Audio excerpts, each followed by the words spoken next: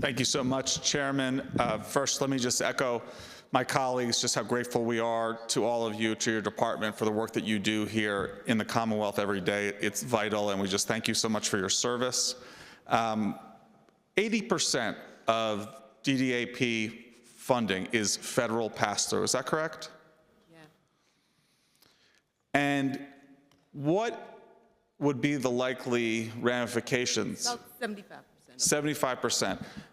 75. Pause. And that's a variety, it comes in a variety of ways. 1 second, Representative. Can you, we can't hear you. Oh, sorry. Said it's around 75%. Thank you.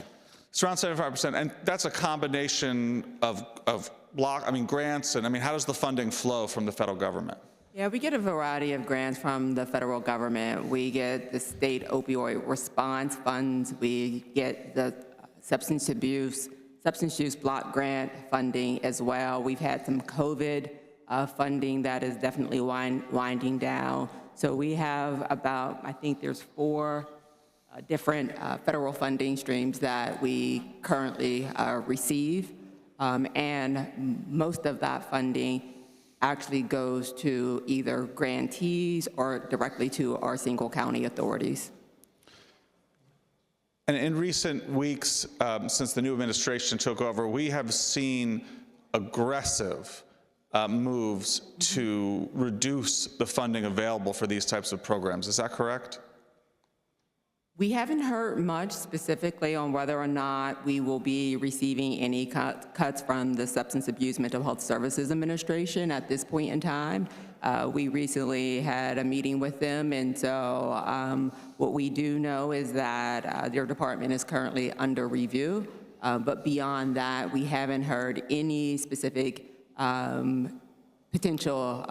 any information about potential cuts at this point in time. There is no specifics yet, and quite frankly, the entire operation seems fairly disorganized at the federal level.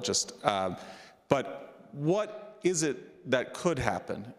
Just some examples of programs, of impact, of services, given just the large reliance on the federal funding for the programs. If you look at our current budget right now, and just even with our staff complement, 76 of our 122 positions that are authorized are funded through federal dollars. So that would be, a significant cut if they should remove those funds for some reason.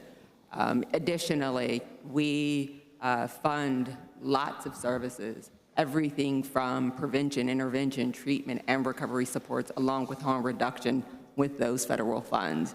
One of our programs that we know is currently working to reduce overdose deaths is our overdose prevention program. And should we receive substantial cuts from the federal government, we would have to revisit and reimagine that life-saving program.